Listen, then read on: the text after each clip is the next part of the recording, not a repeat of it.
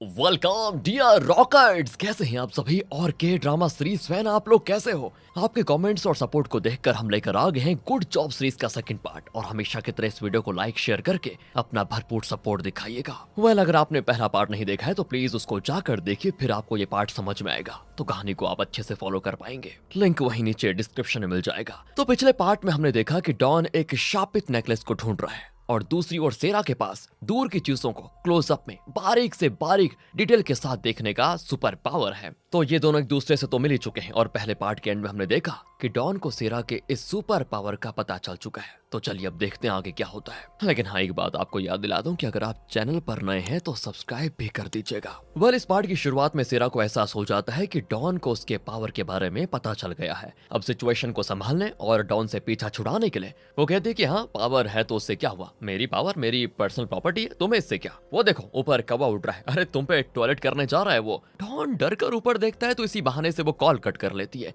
अब डॉन को गुस्सा आ जाता है कि इसने बीच में कॉल कट क्यों कर दिया, मुझ जैसे एक बड़े सीईओ का कॉल काट दिया बताओ। तो वो घर आकर फ्रेड को बताता है कि सेरा बड़ी घमंडी है, उसने मेरा कॉल कट कर दिया। तो फ्रेड भी कहता है कि अगर वो ना होती ना तो हम यहाँ तक भी नहीं पहुंच पाते, इसलिए तुम्हें उस पर ज्यादा चिढ़ने की जरूरत ही नहीं है, हमें तो उल्टा उसका शुक्रिया अदा करना चाहिए। फिर दोनों मिडा के उस वीडियो को देखने लगते हैं जिसमें उसने एक ब्रेसलेट पहना हुआ था। दूसरी ओर दोस्तों डॉन की कंपनी को दिखाते हैं जहाँ उसका सेक्रेटरी डॉन से किसी डॉक्यूमेंट पर साइन लेने के लिए आया होता है, लेकिन डॉन अपने ऑफिस में होता है नहीं। अब यहाँ पर डॉन और फ्रेड देखते हैं कि मिडा ने जो ब्रेसलेट पहना हुआ था वही ब्रेसलेट उसके कातिल ने भी पहना हुआ था। तो अब इनको दोस्तों इस ब्रेसलेट के बारे में और पता लगाना होगा, तब जाकर इस केस की घटनाएं खुलेंगी। तो इसी बीच डॉन का सेक्रेटरी उसे ऑफिस में हर तरफ ढूंढने में लगा हुआ है कि कहाँ गया। तो आखिर में वो एक दरवाजा खोलने की कोशिश करता है। इस वजह से यहाँ फ्रेड के घर में अलार्म बजने लगता है। असल में डॉन ने दोस्तों ऐसी सेटिंग करके रखी हुई है कि अगर कोई उस दरवाजे को खोलेगा तो वो फ्रेड के घर आ सकेगा। वैसे ये एक सीक्रेट है जो सिर्फ डॉन जानता है, इसीलिए उसने उस दरवाजे के लिए ऐसा अलार्म सेट करके रखा हुआ है कि अगर कोई उसे खोलने की कोशिश करे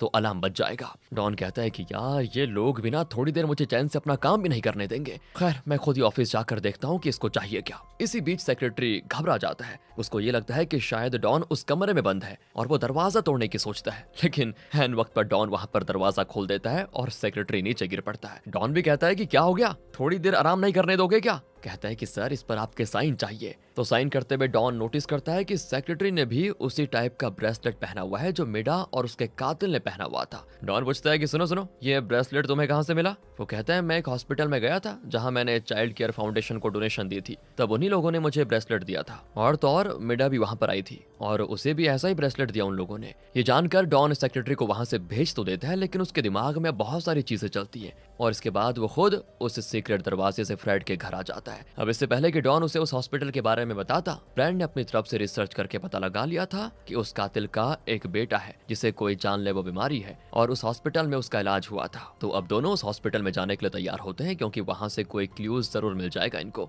अब दूसरी ओर पुलिस को उस कातिल की कार से कुछ वेपन्स और दूसरे एविडेंस मिले थे। तो इनमें दोस्तों उन हॉस्पिटल के कुछ कागज होते हैं और आगे की इन्वेस्टिगेशन के लिए वो भी उसी हॉस्पिटल के लिए निकलते हैं। अब यहाँ डॉन और फ्रेड बाहर जाने वाले होते हैं कि नीचे शोर शराबा सुनाई पड़ता है। वो देखते हैं कि किम अपनी बेकरी के प्रमोशन के लिए बाहर बन और केक्स का स्टॉल लगाकर खड़ी हो रखी है और सभी को फ्री में बन बांट रही है। फ्रेड भी कहता है कि इसकी हिम्मत कैसे हुई ये सब करने की, ये घर है कि मार्केट, अभी इसकी खबर लेता हूँ जरा। तो डॉन उसे वार्न करता है कि देख यार ये दोनों बड़ी खतरनाक लड़कियां हैं, खामखा मुसीबत में फंस जाएंगे हम। फ्रेड भी अकड़ कर कहता है कि तुम तो सिर्फ मुझे लॉयर के तौर पर जानते हो ना, लॉयर बनने से पहले मैंने जो कांड किए हैं शायद तुम्हें नहीं पता, खतरनाक आदमी हूँ मैं भी। ये कहकर वो नीचे जाता है और तो और दोस्तों किम उसे भी एक बन पकड़ा लेती है। फ्रेड कहता है कि सुनो मैंने तुम्हें बेकरी के लिए जगह दी है, इस तरह यहाँ पर मेला लगाने के लिए नहीं। लेकिन किम गुस्सा नहीं होती और बहुत ही शांति से बात करती है। अब फ्रेड तो ऑलरेडी गुस्से में था, वो बन को नीचे फेंक देता है तो किम भड़क जाती है कि तुम्हारी इतनी हिम्मत कि मेरा बन नीचे फेंक दिया तुमने, कहकर वो फ्रेड को गुस्से में बड़े अच्छे से घूरती है। तो फ्रेड की बोलती बंद हो जाती है दोस्तों और वो घबराकर 9-2-11, लेकिन जाते जाते वो वहां पर रखे एयर डॉल को गिरा देता है। फिर क्या था, वो उसे उठाकर खड़ा करने की कोशिश करता है लेकिन वो बार बार गिर जाता है। किम उसे और गुस्से में घूरती है। तो इस तरह इनका ये ड्रामा यहाँ पर चलता है। अब अगले सीन में दिखाते हैं कि उस डॉल की जगह पर फ्रेड खड़ा हुआ है और अब दोस्तों उस डॉल की तरह डांस कर रहा है। लगता है किम ने उसे खूब डांटा और डॉल के बदले उसे खड़ा कर दिया। बताओ, वो बेचारा बहुत देर डांस कर रहा होता है और सोचता है कि डॉन तो ठीक ही कह रहा था, मुझे यहाँ पर आना ही नहीं चाहिए था। और जैसा कि काफी नहीं था, बच्चे उसके इर्द गिर्द खेलने लगते हैं और लोग इसकी वीडियो बना रहे होते हैं। तो ये देखकर बेकरी के अंदर बैठी सेरा, किम और उनकी एक और फ्रेंड बहुत हंस रही होती है कि चलो मजा चखा दिया इसको। असल में सेरा और किम एक ऑर्फनेज में पली बड़ी हुई थी और व्हाइट ड्रेस में ये जो लड़की बैठी है ना, वो भी उसी ऑर्फनेज में पल रही है। उसका नाम विनी है। सेरा उसे अपनी बहन मानती है और उसकी पढ़ाई लिखाई का पूरा खर्चा भी सेरा उठा रही है, इसीलिए सेरा को बहुत मेहनत करनी पड़ रही है। तो सेरा उसको बताती है कि देखो वो जो बाहर खड़ा होकर डांस कर रहा है ना, वो एक बहुत बड़ा लॉयर है,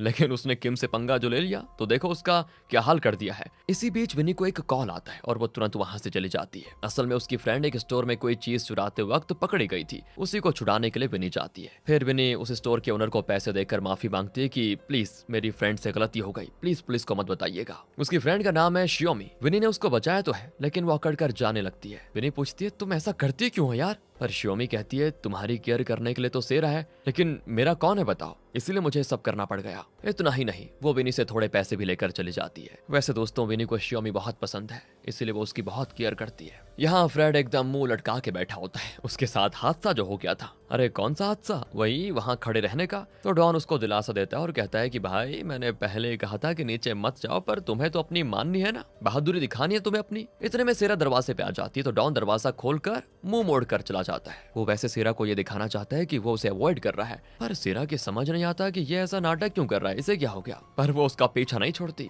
असल में वो 1 लाख वाला वो ड्रेस लौटाने के लिए आई थी जो डॉन ने उसे दिया था। वो कहती है कि ये बहुत ही महंगा है, इसे मैं अपने पास नहीं रखना चाहती, पर डॉन उसे लेने से इनकार कर देता है और अकड़ कर कहता है कि सुनो, अगर तुम्हें नहीं चाहिए तो किसी और को दे दो या फिर फेंक दो इसको, मुझे क्यों लौटा रही हो? सेरा कहती है मैं किसी से मुफ्त की चीजें नहीं लेती, समझे? तुम्ही ने दिया था, अब तुम ही वापस ले लो बस। और तभी फ्रेड बीच में आकर कहता है कि अरे अरे इसमें लड़ने की क्या बात है, मेरे पास एक आइडिया है, तुम ये ड्रेस रख लो और बदले में हमारी मदद करो। हमें मिडा के उस ब्रेसलेट के बारे में पता चल चुका है, तो उसकी डिटेल्स का पता लगाने के लिए हम हॉस्पिटल जा रहे हैं। तो अगर तुम भी हमारे साथ इस केस में काम करोगी तो जल्द ही कातिल का पता लगा पाएंगे हम, और उस नेकलेस को भी ढूंढ लेंगे। बोलो डील मंजूर है क्या? इस तरह वो सेरा को मना कर ले जाता है। अब डॉन सोचता है कि मैं उससे इतना अकड़ कर बात कर रहा था और ये फ्रेड मुझे विलन बनाकर खुद हीरो बनकर निकल गया। वाह बेटा।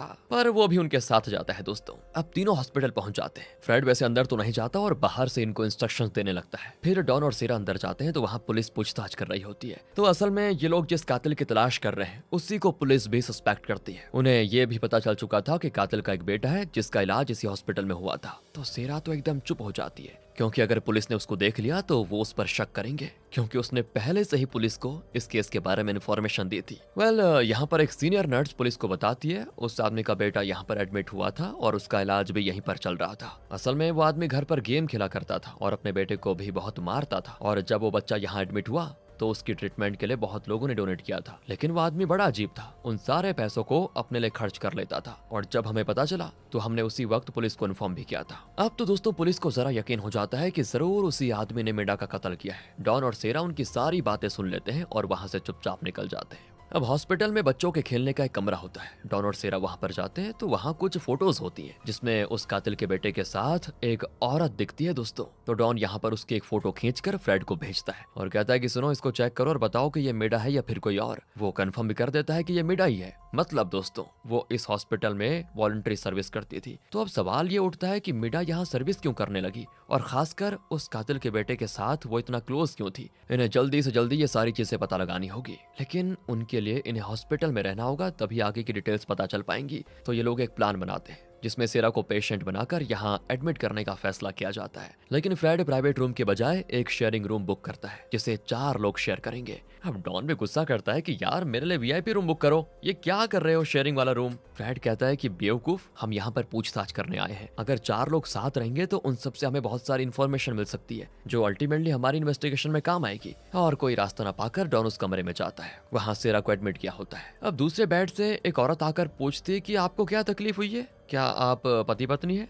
ये दोनों भी हाँ में जवाब देते हैं ताकि ये औरत बेकार के सवाल ना पूछ ले। पर वो चुप नहीं होती दोस्तों और कहती है कि अच्छा जरूर आपकी लव मैरिज हुई होगी है ना, तभी तो आप अपनी वाइफ की इतनी केयर कर रहे हैं। इस तरह वो चबर चबर करती जाती है। फिर उससे छुटकारा पाने के लिए सेरा कहती है कि बाथरूम कहाँ पर है, मुझे बाथरूम जाना है। पर डॉन वहीं पर खड़ा रहता है। तो वो औरत कहती है कि अरे अरे आप अपनी वाइफ को अकेले मत जाने देना, जाओ जाओ आप भी उसके साथ जाओ। क्या मुसीबत है यार। ये सोचकर डॉन मन ही मन अपना माथा पीट कर सेरा को बाथरूम लेकर जाता है। और इनके जाने के बाद दोस्तों सेरा के मोबाइल पे किम का कॉल आता है, लेकिन सेरा अपना मोबाइल बेड पर छोड़कर चली गई थी। और फिर क्या था, वो औरत कॉल अटेंड करती है और किम से कह देती है कि आपकी फ्रेंड को कोई बीमारी है, आप तुरंत हॉस्पिटल आ जाइए। ये कहने के साथ साथ वो इस हॉस्पिटल का नाम भी बता देती है। और वहाँ किम की तो हालत खराब कि क्या हो गया इसको, वो तुरंत हॉस्पिटल आ जाती है। इसी बीच डॉन और सेरा हॉस्पिटल में क्लियो ढूंढने में लग जाते हैं। तब उन्हें पता चलता है कि यहाँ एक नर्स आई है और दिखने में जरा इनोसेंट भी लगती है। तो डॉन भी डॉक्टर का कोट पहनकर उससे पूछता है आज कौन कौन से केसेस आए हैं, और यहाँ पर एक छोटा लड़का एडमिट हुआ था ना, उसकी कंडीशन कैसी है। वो कहती है लड़का, वो तो कब का डिस्चार्ज हो गया था, क्या आप नहीं जानते डॉक्टर। डॉन पूछता है कि उस बच्चे का इलाज किसने किया था। इस तरह वो बड़ी चालाकी से अपनी पूछताछ शुरू करता है। लेकिन इतने में एक सीनियर नर्स वहां पर आ जाती है और पूछती है कि अरे आप कौन है, मैंने पहले तो आपको कभी देखा नहीं यहाँ पर। तो डॉन एक आईडी दिखाकर कहता है कि सॉरी मैं आपको सच बता देता हूँ, मैं पुलिस ऑफिसर हूँ और उस बच्चे के बारे में जानने आया हूँ। पर वो कहती है लेकिन अभी अभी तो पुलिस वाले पूछताछ करके गए हैं, अब आपको भी बताना पड़ेगा क्या बार बार। डॉन कहता है कि देखिए जवाब तो आपको देना ही पड़ेगा सिस्टर, आपके पास और कोई रास्ता भी नहीं है। और हाँ ठीक ठीक बताइएगा 8 तारीख की रात को आप कहाँ थी। तो नर्स अपना शेड्यूल चेक करके बताती है कि उस रात तो मैं नाइट शिफ्ट कर रही थी। अब डॉन को नर्स से इतनी देर बात करता हुआ देखकर सेरा की रूममेट उसको अलग में ले जाकर कहती है कि तुम्हारा पति ठीक नहीं है, देखो देखो तुम्हें छोड़कर उस सीनियर नर्स के साथ गप्पे लड़ा रहा है। देखो तुम्हें पता है 2 महीने पहले एक आदमी अपने छोटे बच्चे को यहाँ एडमिट करने आया था, पर अपने बेटे का ख्याल रखने के बजाय वो हमेशा सीनियर नर्स से बात करता रहता था। कुछ भी हो तुम अपने पति को अपने साथ गांठ बांध कर रख लो वरना वो तुम्हें छोड़ देगा। अब सेरा को दोस्तों उस नर्स पर जरा शक होने लग जाता है। इसी बीच किम हॉस्पिटल में आ जाती है अपने दोस्त को देखने के लिए, लेकिन फ्रेड उसको देख लेता है। सोचता है कि अगर ये अंदर गई तो सारे के किराए पर पानी फिर जाएगा, इसलिए फ्रेड उसको रोकने की बड़ी कोशिशें करता है। उसे कॉफी खरीद कर देता है लेकिन वो उसकी एक नहीं सुनती और पूछती है कि मेरी फ्रेंड को क्या हुआ है मुझे अभी बताओ। और कोई रास्ता ना पाकर फ्रेड खुद कॉफी पी लेता है और पीते ही गला पकड़ कर गिर जाता है। फिर क्या था, फ्रेड को भी हॉस्पिटल में एडमिट किया जाता है। इतने में यहाँ सेरा और डॉन वापस आ जाते हैं और सेरा किम का कॉल देखकर फिर उसे कॉल कर देती है। तब पता चलता है कि फ्रेड भी यहाँ पर एडमिट हो गया है। तो टेंशन में दोनों फ्रेड को देखने जाते हैं। तो पता चलता है कि फ्रेड के लिप्स एकदम सूजे हुए हैं। वो घबरा जाता है और पूछता है कि फ्रेड ने दूध तो नहीं पिया था ना। तो किम कहती है पता नहीं, ये मुझे अंदर आने से रोक रहा था और मेरे लिए कॉफी खरीद कर भी लेके आया, पर मैंने इसकी बात नहीं मानी तो ये खुद पी गया। अब डॉन किम को डांटता है कि ये तुमने क्या किया, तुम्हें पता है फ्रेड को दूध से एलर्जी है, दूध के बने आइटम से उसको एलर्जी हो जाती है। इतना ही नहीं, ये मिल्क से बने केक्स, बंस, इस तरह का कोई भी आइटम वो खाता नहीं। और यहाँ पर हमें पता चलता है कि उस दिन फ्रेड ने किम का बन क्यों फेंक दिया था। अब किम सेरा से पूछती है वैसे तुम्हें क्या हुआ है, मैं तो बहुत डर गई थी यार। सेरा फिर शांति से उसको बताती है कि देखो हम एक केस के सिलसिले में यहाँ पर पूछताछ कर रहे हैं, उसी के लिए ड्रामा क्रिएट किया हुआ है, बाकी मैं बिल्कुल ठीक हूँ।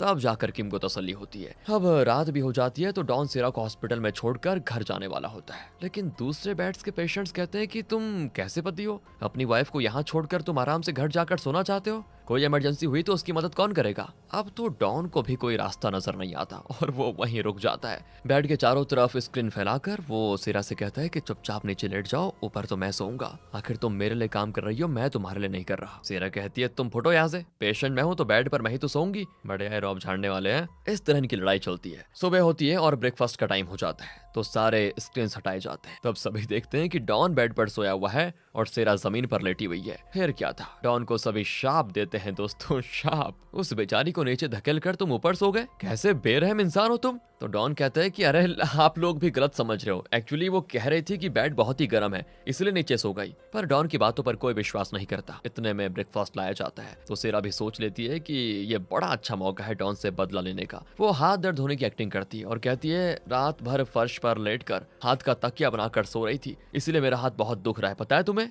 अब बाकी लोगों का क्या था दोस्तों, वो डॉन पर चिल्लाते हैं कि कम से कम उसको खाना तो खिला दो, पता नहीं तुम जैसे आदमी शादी क्यों करते हो। डॉन को वैसे गुस्सा तो बहुत आता है लेकिन वो दिखा नहीं सकता और चुपचाप सेरा को खाना खिलाने में लग जाता है। फिर वो बाहर आता है तो उसका सेक्रेटरी उसको देख लेता है। डॉन उसे गुस्से में वहां से भगाने लगता है, लेकिन वो कहता है कि बॉस आप यहाँ पर कर क्या रहे हैं, आपकी तबीयत को क्या हुआ है, कुछ हुआ है क्या। पर इतने में सेरा वहां पर आती है और ये क्या दोस्तों, डॉन झट से उसको गले लगा लेता है। अब सेक्रेटरी सोचता है कि ये मेरा बॉस नहीं हो सकता, अपना बॉस तो एक नंबर का खड़ूस है, वो किसी लड़की को गले नहीं लगाता, मुझे गलतफहमी हो गई है शायद। ये सोचकर वो चला जाता है दोस्तों। अब डॉन फ्रेड से कहता है कि हमें उस सीनियर नर्स पर शक है, तुम उसकी कार चेक करो। फ्रेड उसकी कार चेक करता है तो उसमें एक सूटकेस होता है और ये वही सूटकेस है जिसे वो कातिल मिडा के घर से बाहर लेकर जा रहा था। अब इन्हें यकीन हो गया है कि कातिल और सीनियर नर्स के बीच पक्का कोई ना कोई कनेक्शन तो है। वो उसे फॉलो करने लगते हैं। वो नर्स ड्यूटी के बाद लैंडलाइन से किसी को कॉल करती है, लेकिन सेरा अपने सुपर पावर से देख लेती है कि वो कौन कौन से नंबर डायल कर रही है। उसके जाने के बाद वो उसी नंबर को डायल करते हैं तो कोई नाम सुनकर चौंक जाते हैं। फिर वो उस नर्स के सामने जाते हैं और वही नाम दोहराते भी है, जिसको सुनकर वो घबरा कर वहां से भाग जाती है।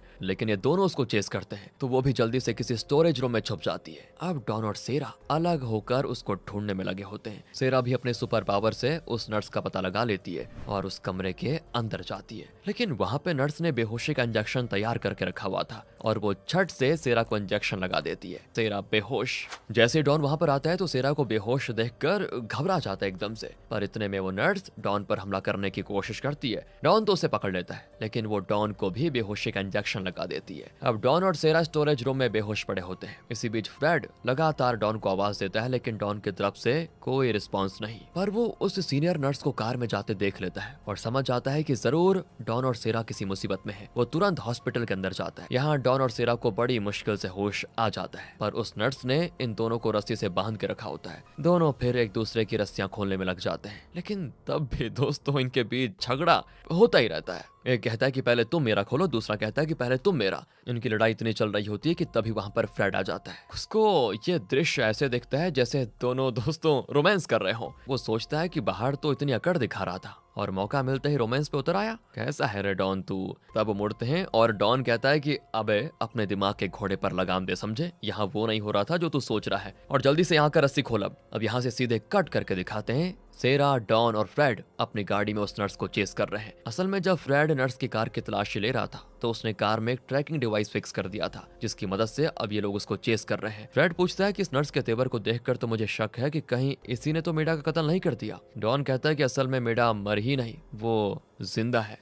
ये कैसा ट्विस्ट है यार। और यहाँ फ्लैशबैक में दिखाते हैं कि नर्स ने जाने से पहले एक नंबर को कॉल किया था। जब डॉन और सेरा ने उसी नंबर को डायल किया तो उस तरफ से एक औरत की आवाज आई जिसका नाम मिडा था। मतलब सीनियर नर्स ने मिडा से ही बात की थी। इतने में नर्स की कार सामने आ जाती है। डॉन तो स्टीयरिंग को कुछ इस तरह घुमाता है कि इनका जो वैन होता है कार के रास्ते को बिल्कुल ब्लॉक कर जाता है। अब डॉन थोड़े स्टाइल में नीचे उतरता है और उस कार के पास पहुंच जाता है। ड्राइवर सीट पर सीनियर नर्स, पीछे की सीट पर मिडा और वो छोटा लड़का बैठे होते हैं, यानी उसी आदमी का बेटा जिससे ये लोग कातिल समझ रहे थे। और इसी सस्पेंस के साथ गुड जॉब का पार्ट 2 यहाँ पर खत्म होता है। तो कैसा लगा दोस्तों ये पार्ट? हमें यकीन है कि इस सीरीज की कहानी, इसके ट्विस्ट्स आपका दिल जरूर जीत जाएंगे और इसके लिए लाइक और शेयर करेंगे। आगे आगे देखिए इसमें कितने सारे ट्विस्ट्स आने वाले हैं। अगले पार्ट में हम देखेंगे इसके बाद क्या हुआ। अगर इस बच्चे के बाप ने मिडा का कत्ल किया ही नहीं तो मिडा के कमरे में इतना खून आया कैसे? वो किसका खून था? मिडा गायब क्यों हुई और दुनिया को वो यकीन क्यों दिलाना चाहती थी कि वो मर गई?